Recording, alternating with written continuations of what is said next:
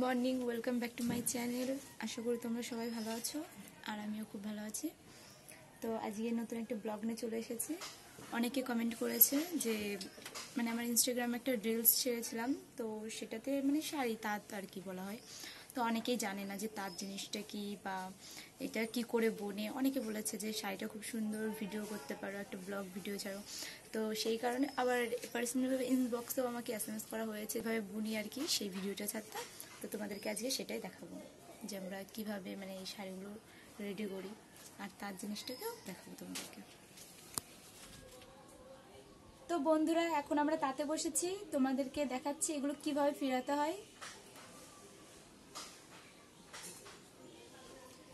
শাড়িতে দুজন বসলে বেশি ভালো হয়, আর একজন বসলে একটু কষ্ট হয়ে যায়, কিন্তু তবুও ভালো। এই যে এখানে পুরো সুতোটাকে রাখতে হয় এই জায়গাটাতে। আর এই শাড়িটা একটু আর্জেন্ট আছে, দেখতেই পাচ্ছ ও তোমাদের সাথে কথা বলতে গিয়ে একটা ফেরায়নি, তো ফেরায়নি সেটাকে কিভাবে ভুলটাকে সংশোধন করছে তোমরা দেখো।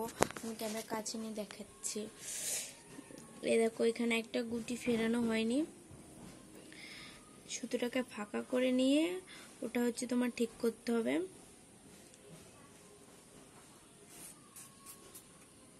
দেখতেই পাচ্ছ। তো এটা এইভাবে দিলাম, তো ওটা বোনা হয়ে গেল। কি করতে হয় সেটাও তোমাদেরকে দেখাবো।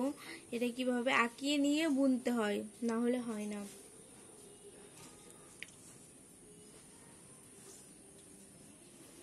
কিছু দেখতে পাচ্ছি না, এখানে তো আকাশই না। এখানে না ডিজাইন তুলতে হবে।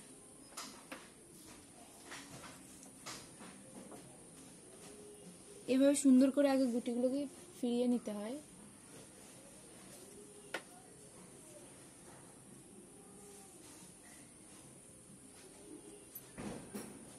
এইটা আমার না, ওইটা আমার।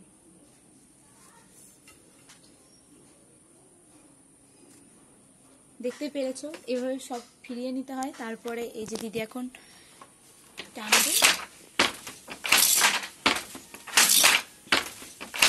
টানের কাজ তো তোমরা দেখতেই পাচ্ছ। ক্যামেরা রাখার কোনো জায়গা নেই, কোনো পজিশন নেই, তো খুবই সমস্যা হচ্ছে হাতে ধরে ক্যামেরা করতে, ভিডিও করতে।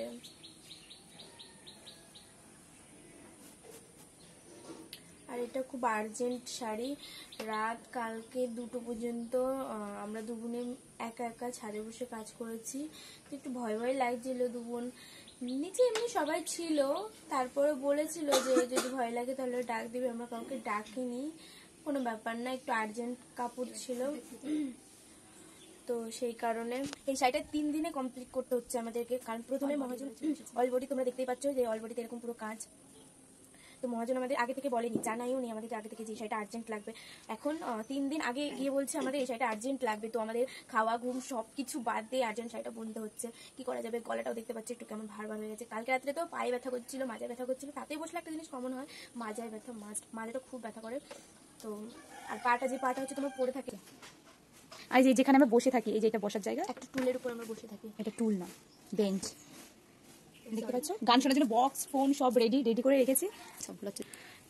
তোমাদেরকে আমি ভিডিওটা ভালোভাবে দেখাচ্ছি, তোমরা স্কিপ না করে দেখতে থাকো। এটা শাড়ি বুনতে গেলে কিছু জিনিস প্রয়োজন খুবই, সেই প্রয়োজন জিনিসগুলো না হলে শাড়িটা বোনা একদম হবে না। যাই হোক, তোমাদেরকে পয়েন্ট টু পয়েন্ট দেখাবো, চলো পয়েন্টে চলে যাই। ফার্স্ট পয়েন্ট, এই মাকুটা দেখতে পাচ্ছ, এই মাকুর মধ্যে এই নলিটা সুতো পাকিয়ে ফার্স্ট টাইম এর ভেতরে এভাবে এটা করা যায়। দিদি দেখা একটু। যাই হোক, এভাবেই করে এটাকে আর বেশি করতে হবে না, এভাবে করতে হয়। যাই হোক, এবার সুতোটা এটাকে এভাবে রাখতে হয়। আর এই যে দেখতে পাচ্ছ পয়েন্ট 2 মুটকাঠি, এটাকে মুটকাঠি বলা হয়, যার কারণে এই সাইডের মাকুটা ওই সাইডটাই যায়। এই সুতোটা দিয়ে দু সাইডে এভাবে বাঁধা আছে। আর পয়েন্ট 3 হলো ওই সাইডে যেই নরসটা দেখতে পাচ্ছ লম্বাভাবে, ওটা তোমার বাই নরস না নরস বলে, যাই হোক আমি অত একটা জানি না, মায়ের মুখ থেকে শুনেছিলাম, হবে কিছু একটা। বাই নরস যত সম্ভব নরমাল এই টাইপসের, এই সুতোগুলো দেখতেই পাচ্ছ পাকানো আছে, পেঁচানো থাকে। তো ওটাতে ওই সাইডে লক করা আছে যে ছিদ্রগুলো আছে, আর ওই লোহার যে রডটা দেখতে পাচ্ছ ওটা দিয়ে ওটাকে লক করা আছে, নইলে এই দিক থেকে টান লাগলে ওই সুতোগুলো চলে আসবে আপসেই। পয়েন্ট 4, এই যে কোল নরস, যত শাড়ি মানে ডিজাইন বুনবো, 1 হাত 2 হাত বুনে বুনে আমাদেরকে এই নরসটাতে পেঁচাতে হয়। 0.6 পেটেল, পাটা সরা একটু দিদি।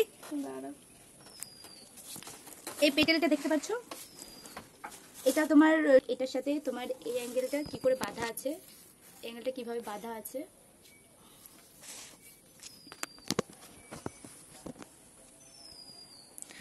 পয়েন্ট 7, এই যে সুতোগুলো এখানে রাখতে হয়, কারণ আমাদের সুতো রাখার জন্য ওখানেই রাখলে বেশি সুবিধা হয়, তার কারণে মানে নিতে সুবিধা হয় সুতোগুলো, তার জন্য ওখানেই রাখি। আর এই যে ডুমটা দেখতে পাচ্ছ, এটা রাতে, কারণ রাতে বুনতে গেলে পরে ওটা প্রয়োজন।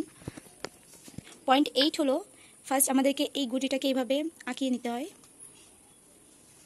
এটাকে আঁকিয়ে নিয়ে তারপরে বুনতে হয়। দিদি এখন গুটি আঁকাচ্ছে। 0.9, এটাকে নাচনা কাঠি বলে।